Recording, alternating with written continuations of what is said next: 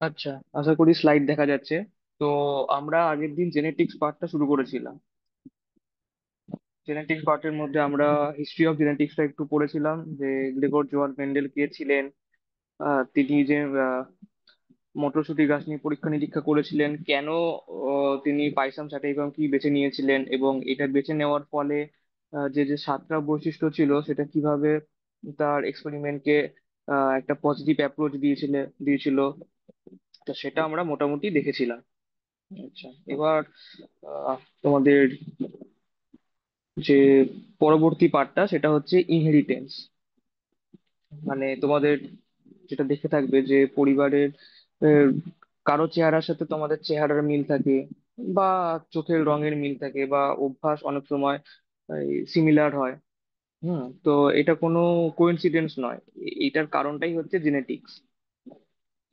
ঠিক আছে, উত্তরাধিকার সূত্রে এটা পাওয়া যায়।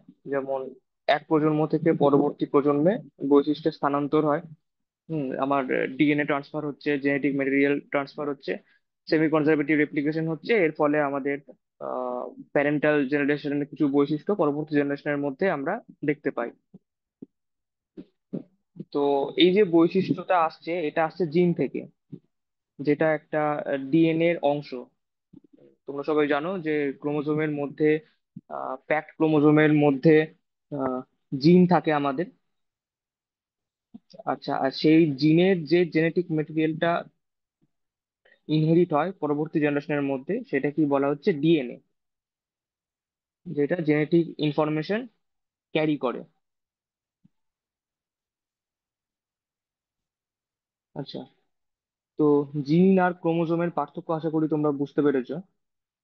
গ্রেগর জোহান মেন্ডেলকে জেনেটিক্সের জনক বলা হয়, কারণ গ্রেগর জোহান মেন্ডেলই প্রথম এই ইনহেরিট কিভাবে হচ্ছে, তারপর যেই তার যে law of dominance, complete dominance, law of independent assortment, তিনি প্রথম এই থিওরি গুলো তিনি প্রথম ইস্টাবলিশ করেছিলেন। তো তাই জন্য তাকেই জেনেটিক্স এর জনক বলা হয়।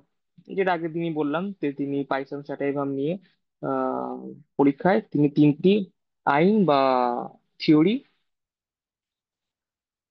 তিনি স্টাবলিশ করেন। তার মধ্যে ইম্পর্টেন্ট হচ্ছে ল অফ সেগ্রিগেশন, যেটা বিভাজনের আইন, এবং ল অফ ইন্ডিপেন্ডেন্ট অ্যাসর্টমেন্ট, স্বাধীন বন্টনের আইন।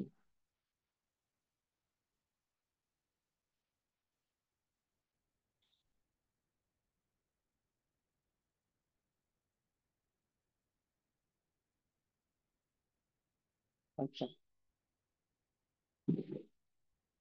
তাহলে এরপর আসছে law of segregation, law of independent assortment, যেটা বললাম। ল অফ সেগ্রিগেশন মানে হচ্ছে বিভাজনের আইন। তোমরা জানো যে প্রত্যেকটা যে বৈশিষ্ট্য সেটা কোন একটা জিন দ্বারা নির্ধারণ হয়। জিন বলতো জিনের যে দুটো ফর্ম থাকে, যেটাকে আমরা অ্যালিল বলি, সেই দুটো অ্যালিল দিয়ে নির্ধারণ হয় যে কোনো বৈশিষ্ট্য। তার মধ্যে যখন গ্যামেট ফর্মেশন হয় তখন এই অ্যালিল গুলো বিচ্ছিন্ন হয়ে যায়, আলাদা আলাদা হয়ে যায়, এবং অফস্প্রিং এর মধ্যে একটা অ্যালিল ফাদার থেকে আসে এবং একটা মায়ের থেকে আসে। এবং এর ফলেই অফস্প্রিং এর মধ্যে আহ, যখন গ্যামেট ফর্মেশন হয় তখন দুটো অ্যালিল তার দুই প্যারেন্টস থেকে ক্যারি ফরওয়ার্ড হয়। আচ্ছা, তো গ্যামেট তৈরি হলে এগুলো আলাদা হয়ে যায়, ফলে প্রতিটি গ্যামেটে একটি অ্যালিল থাকে। ঠিক আছে, তো এটার তোমরা যে এক্সাম্পল আশা করি জানো, যে আহ, আমি যদি ক্যাপিটাল ওয়াই কে যদি কালার হিসাবে হলুদ কালার ধরি, এবং এর যদি রিসেসিভ ট্রেটটা স্মল ওয়াই ধরি, যেটা কোনো কালার শো করবে না। হ্যাঁ, তাহলে যদি capital Y cross small Y, মানে হলুদ কালার এবং তার রিসেসিভ কালার সেটা সাদা হতে পারে, তো তার মধ্যে যদি ক্রস হয়, তাহলে আমরা দেখব যে F1 জেনারেশনে সেটা মেন্ডেলের ল অফ কমপ্লিট ডমিনেন্স থিওরিকে সাপোর্ট করছে। কারণ কারণ হচ্ছে যদি F1 জেনারেশনে কালার যদি স্মল ওয়াই ক্যাপিটাল ওয়াই হয়, তাহলে এখানে আমরা দেখব যে ক্যাপিটাল ওয়াইটাই ডমিনেন্ট ফেনোটাইপ শো করছে, মানে আমার হলুদ কালারের বীজ দেখা যাবে। স্মল ওয়াই সেখানে কোনো ফেনোটাইপিক তার রেশিও কম, কোনো ফেনোটাইপিক এফেক্ট দেখাবে না। ঠিক আছে, এবার যদি সেলফ ক্রস করা হয়, যে F1 জেনারেশনের self cross means capital Y small Y cross capital Y small Y, তাহলে দেখা যাবে এটার ফেনোটাইপিক রেশিও হবে 3:1। মানে আমার তিনটে যে ফেনোটাইপিক ক্যারেক্টার সেটা হলুদ কালার শো করবে, এবং একটা recessive gamete formation small Y form করবে, তো সেটা সবুজ বা হলুদ কালার শো করবে, সেটা সরি সবুজ বা সাদা কালার শো করবে। ঠিক আছে, হলুদ কালার কোনটা কোনটা শো করবে? ক্যাপিটাল ওয়াই এবং দুটো ক্যাপিটাল ওয়াই স্মল ওয়াই। যেহেতু একটা ক্যাপিটাল ওয়াই আছে, সেই জন্য এটা হলুদ কালার শো করবে, কিন্তু যেখানে স্মল ওয়াই ক্যাপিটাল ওয়াই গ্যামেটটা নেই, তো যেহেতু গ্যামেটটাই নেই, তো সেটা ফেনোটাইপিক ক্যারেক্টার শো করবে না। এই জন্য ফেনোটাইপিক রেশিওটা হবে 3:1। আচ্ছা, কিন্তু এর জিনোটাইপিক রেশিও হবে 1:2:1। মানে একটা ক্যাপিটাল ওয়াই দুটো ক্যাপিটাল ওয়াই স্মল আই এবং একটা small Y small Y, genotypic ratio হবে 1:2:1। এটা মোটামুটি তোমরা সবাই জানো, আশা করি।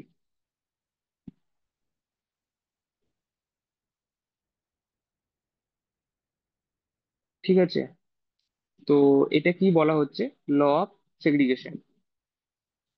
আচ্ছা, এর যে পরের ল সেটাকে বলা হচ্ছে, হ্যাঁ, বা মোনোহাইব্রিড ক্রসের যে উদাহরণটা আমি দিলাম, যে একটা বৈশিষ্ট্যে ক্রস যদি হলুদ হয়, যেটা বললাম ক্যাপিটাল ওয়াই এবং সবুজটা হচ্ছে স্মল ওয়াই, তাহলে F1 প্রজন্ম সব হলুদ হবে, ক্যাপিটাল ওয়াই স্মল ওয়াই, যেটা তোমরা স্ক্রিনে দেখতেও পাচ্ছ, এবং এটা ডমিনেন্ট বৈশিষ্ট্য শো করবে according to Mendel's law of complete dominance. এবং F2 প্রজন্মের অনুপাত বা রেশিও হবে 3:1। ফেনোটাইপিক রেশিও তিনটে হলুদ একটা সবুজ।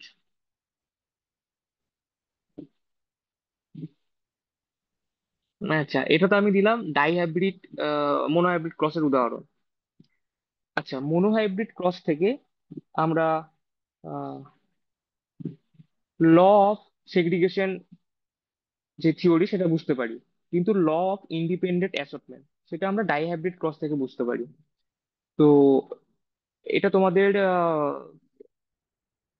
যে কোনো স্মল কোয়েশ্চেন আসতে পারে, যে মোনোহাইব্রিড ক্রস থেকে সবসময় বোঝা যায় ল অফ সেগ্রিগেশন, এবং ইন্ডিপেন্ডেন্ট অ্যাসর্টমেন্ট বোঝা যাবে law of law of independent assortment বোঝা যাবে ডাইহাইব্রিড ক্রস থেকে। কারণ কি? ল অফ ইন্ডিপেন্ডেন্ট অ্যাসর্টমেন্ট মানে সেখানে আমার আহ, একের থেকে বেশি অ্যালিল থাকবে, এবং সেই অ্যালিল গুলো একটার সাথে অন্য অ্যালিল কখনো একটা অ্যালিল অন্য অ্যালিলের উপর ডিপেন্ডেন্সি শো করবে না। সোজা কথায় আমার জিন বেশি থাকবে, একের থেকে বেশি জিন থাকবে। তো যখন আমার একের থেকে বেশি জিন নিয়ে ক্রস হবে, একের থেকে বেশি জিন থাকা মানে কি একের থেকে একাধিক বৈশিষ্ট্য থাকবে, সেই একাধিক বৈশিষ্ট্য থাকার মানে সেখানে আমার ডাইহাইব্রিড ক্রস হচ্ছে। মোনোহাইব্রিড ক্রস মানে একটাই বৈশিষ্ট্য নির্ধারণ হচ্ছে, এবং ডাইহাইব্রিড ক্রস মানে দুটো জিন বা দুটো ট্রেট সেখানে নির্ধারণ হচ্ছে, দুটো বৈশিষ্ট্যের ক্রস হচ্ছে। যেমন হচ্ছে আমি যদি বলি কোনো সিড কালার বা বীজের রং যদি আমি ক্যাপিটাল ওয়াই স্মল ওয়াই ধরি, সেখানে আবার তুমি স্মল ওয়াইটাকে ডমিনেন্ট এবং ক্যাপিটাল ওয়াই কে রিসিভ ধরতে পারো। এবং আকৃতি যদি আমি রাউন্ড শেপটাকে ক্যাপিটাল আর ধরি, এবং স্মলারটাকে রিঙ্কুল শেপ ধরি, তাহলে আমরা F2 প্রজন্মের অনুপাত দেখবো 9:3:3:1। আচ্ছা, এটা পানেট স্কোয়ার করে বোঝা যায় যে কিভাবে আমার এই রেশিওটা এলো। সেটা দরকার নেই, মানে সেটা আহ মানে তোমরা আশা করি সবাই জানো। জাস্ট রেশিওটা মনে রাখবে, কারণ এটা খুব বেসিক জিনিস। মোটামুটি আমরা ক্লাস 10-11 দেখি এই মোনোহ্যাব্রিড রেশিও, ডাইহ্যাব্রিড রেশিও কিভাবে আসছে সেটা পড়ে আসছি। এইচএস লেভেলে এসে সেটা কিভাবে আসছে দেখা দরকার নেই, জাস্ট ব্রাশ আপ করে নিও রেশিওটা, যে F1 প্রজন্মে কি রেশিও হয়, এবং F1 প্রজন্ম থেকে আমরা কি থিওরি পেতে পারি, ল অফ সেগ্রিগেশন, এবং মোনোহাইব্রিড ক্রস থেকে এবং ডাইহাইব্রিড ক্রস থেকে আমরা পেতে পারি ল অফ ইন্ডিপেন্ডেন্ট অ্যাসর্টমেন্ট, এবং তার যে রেশিওটা হয় 9:3:3:1, ফেনোটাইপিক রেশিও। আচ্ছা, তো এবার তোমরা কেউ বলতে পারবে যে dihybrid cross law of independent assortment সেইটা কিভাবে, আহ, মানে কোন থিওরি দ্বারা বা কোন ফেনোটাইপিক কন্ডিশন দ্বারা মেন্ডেলের এই থিওরিকে নালিফাই করা যায়? Any idea?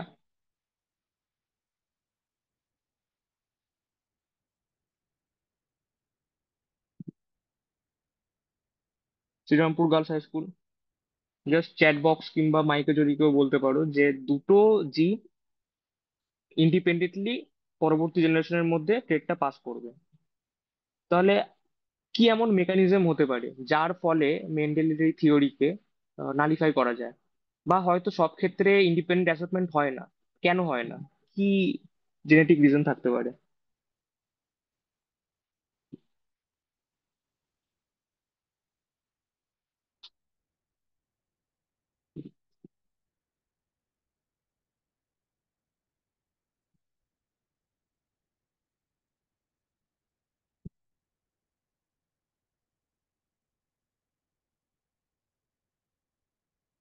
যদি কোনো জিন লিঙ্ক থাকে, লিঙ্কড অবস্থায় যদি থাকে, তাহলে একটা জিন অন্য জিনের উপর ডিপেন্ড করছে, তখন ইন্ডিপেন্ডেন্ট অ্যাসেসমেন্ট হবে না। এবং একমাত্র জেনেটিকের এই কন্ডিশন দ্বারাই আহ, বোঝা যায় যে দুটো জিন ইন্ডিপেন্ডেন্ট অ্যাসেসমেন্ট নাও হতে পারে যদি তাদের মধ্যে ডিস্টেন্স 50 সেন্টিমর্গানের কম হয়।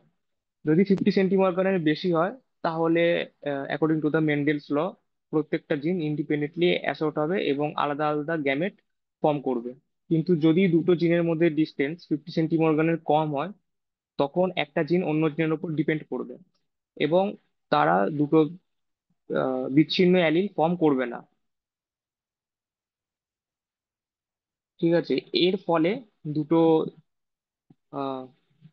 জিন ইন্ডিপেন্ডেন্টলি অ্যাসর্ট করবে না যদি আমার দুটো জিন লিঙ্কড হয়। আচ্ছা, তো মেন্ডেল ওয়াজ ভেরি লাকি যে মেন্ডেল যে সমস্ত ট্রেড গুলো নির্ধারণ করেছিলেন, তারা কেউই, মানে সেই কোনো বৈশিষ্ট্যের লিঙ্ক ছিল না, কোনো জিনই লিঙ্ক ছিল না।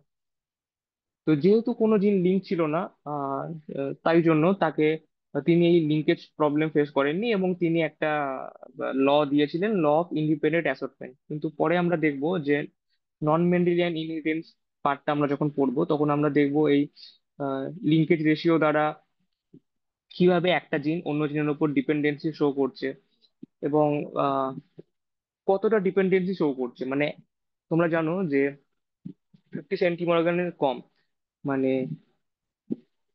ক্রোমোজোমের মধ্যে সেন্ট্রোমিয়ার আছে, সেই সেন্ট্রোমিয়ার থেকে একটা জিনের ডিস্টেন্স কতটা কম যদি হয়, তাহলে সেটা ইন্ডিপেন্ডেন্টলি অ্যাসর্ট হবে না বা ইন্ডিপেন্ডেন্টলি পরবর্তী জেনারেশনের মধ্যে পাস হবে না। ঠিক আছে, তো সেটাকে আমরা ক্যালকুলেট করতে পারি।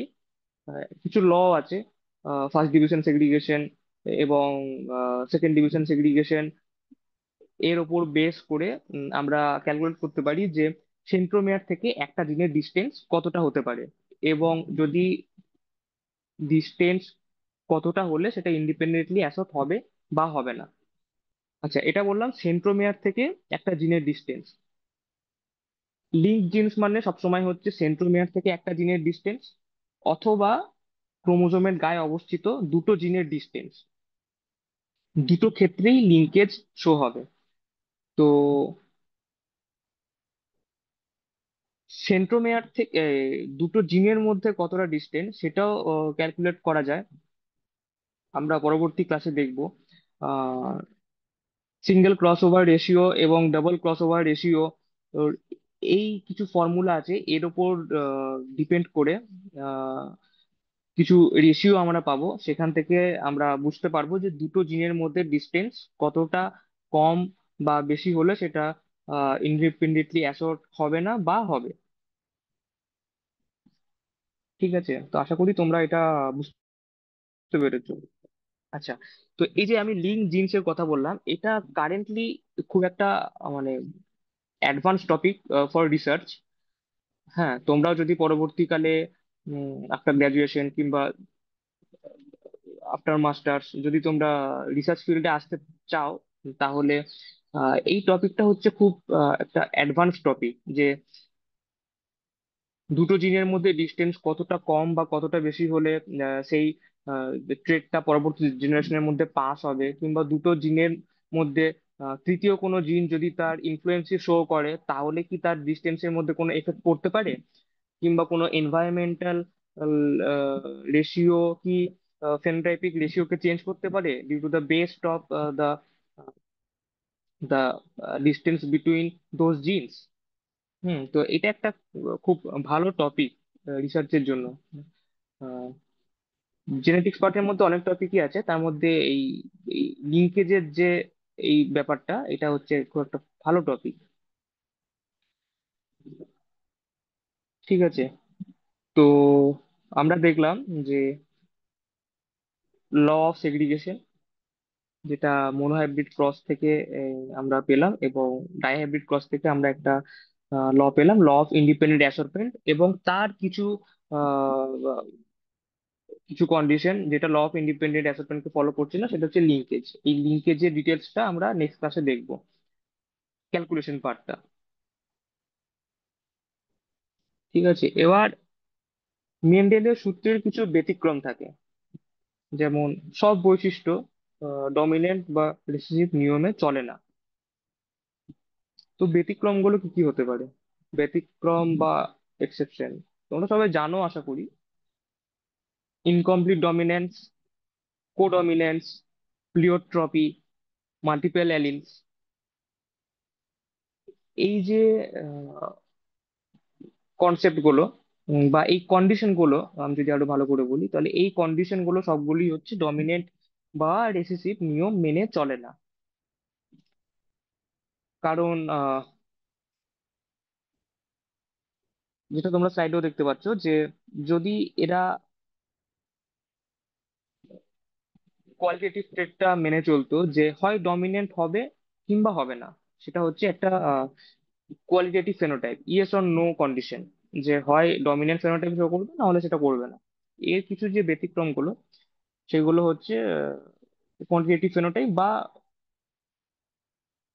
তোমরা বলতে পারো যে এটাকে বলা যেতে পারে যে কোনোটা ক্ষেত্রে দুটো বৈশিষ্ট্যই একসাথে কোএক্সিস্ট করছে। কোনো কন্ডিশনে হচ্ছে একটা মাঝামাঝি বৈশিষ্ট্য কোএক্সিস্ট করছে। কোনোটাই হচ্ছে আহ, একটাই বৈশিষ্ট্যর জন্য, আমি যেটা এতক্ষণ বললাম যে প্রত্যেকটা জিন একটা বৈশিষ্ট্য নির্ধারণ করে, প্রত্যেকটা জিনের দুটো অ্যালিল থাকে, সেটাই হচ্ছে একটা বৈশিষ্ট্য নির্ধারণ করে।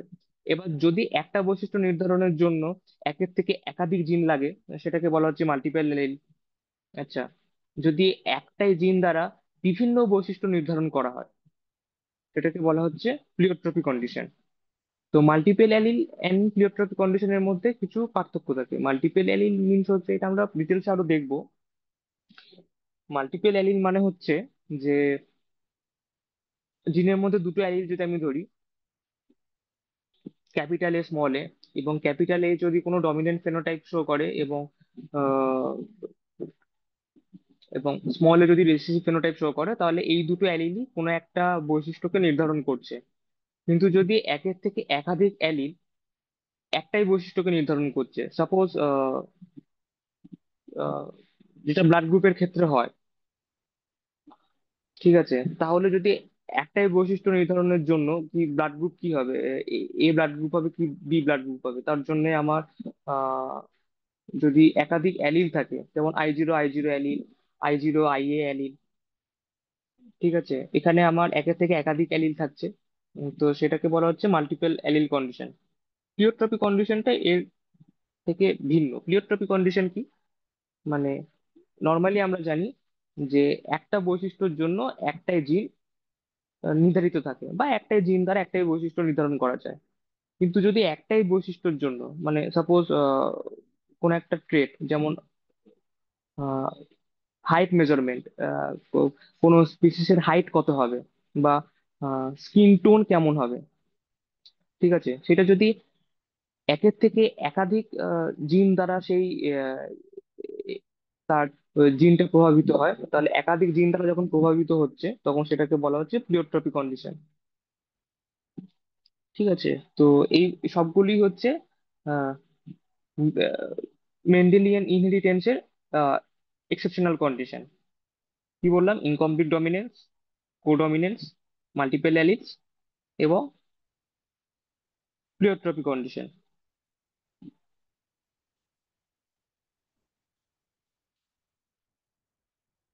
ঠিক আছে। তো ইনকমপ্লিট ডমিনেন্স দিয়ে শুরু করছি। ইনকমপ্লিট ডমিনেন্স মানে law of complete dominance show করছে না, মানে যে কোনো একটা জিনই যে এখানে ফেনোটাইপিক ডমিনেন্সি শো করতো অ্যাকর্ডিং টু দ্য মেন্ডেলস, এখানে সেটা হচ্ছে না। কোনো একটা অ্যালিলি পুরোপুরি ভাবে প্রভাবশীল নয়, মধ্যবর্তী একটা কন্ডিশন শো করছে। এটার ভালো উদাহরণ হচ্ছে স্ন্যাপড্রাগন ফুড। যদি আমি ক্যাপিটাল আর কে কালার হিসাবে লাল কালার ধরি ফুলে, এবং স্মল আর কে সাদা কালার ধরি, তাহলে F1 জেনারেশনের মধ্যে আমার অ্যাকর্ডিং টু দ্য মেন্ডেল কি হওয়া উচিত ছিল? যদি ক্যাপিটাল আর স্মল আর হয়, ক্যাপিটাল আরটা ডমিনেন্ট ফেনোটাইপ শো যদি করতো, তাহলে আমার হওয়া উচিত ছিল লাল কালার। কিন্তু এখানে F1 জেনারেশনের মধ্যে আমরা দেখতে পাচ্ছি গোলাপি কালার শো করছে। মানে একটা অ্যালিল কমপ্লিট ডমিনেন্সি শো করছে না, একটা আহ, প্রভাবশালী এফেক্ট দেখা যাচ্ছে। কোনো অ্যালিলই পুরোপুরি প্রভাবশালী নয়, একটা মধ্যবর্তী কন্ডিশন দেখা যাচ্ছে। ঠিক আছে। এবং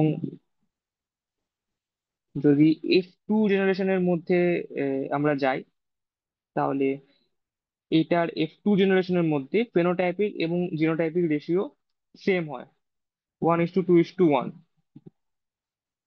ঠিক আছে। মেন্ডেলের ক্ষেত্রে সেই রেশিও দেখা যেত 3:1। কিন্তু যেহেতু এখানে কমপ্লিট ডমিনেন্স শো হচ্ছে না, কোনো অ্যালিলি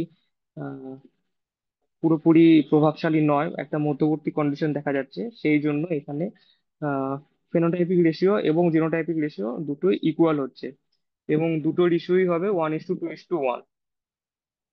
এটাই হচ্ছে ল অফ কমপ্লিট ডমিনেন্স এবং ল অফ মানে ইনকমপ্লিট ডমিনেন্সের মধ্যে বেসিক পার্থক্য, যেটা মেন্ডেলিয়ান ইনহেরিটেন্সের একটা ফার্স্ট এক্সেপশনাল কন্ডিশন।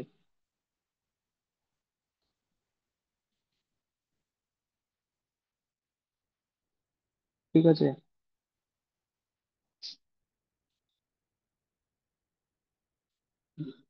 তো আজকের ক্লাস এইটুকুই। পরের দিন আমরা কোডমিনেন্স, মাল্টিপল অ্যালিল এবং প্লিওট্রপি কন্ডিশন বলতে কি বুঝি, এবং তার কারেন্ট রিসার্চ কোন কোন এরিয়াতে হতে পারে এবং কোনগুলো গ্রে এরিয়া, সেগুলো আমরা দেখে নেবো।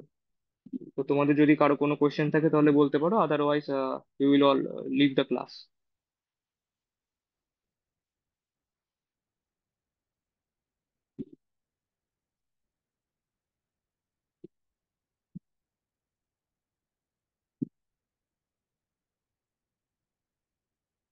ওকে। অ্যাটেন্ডেন্সটা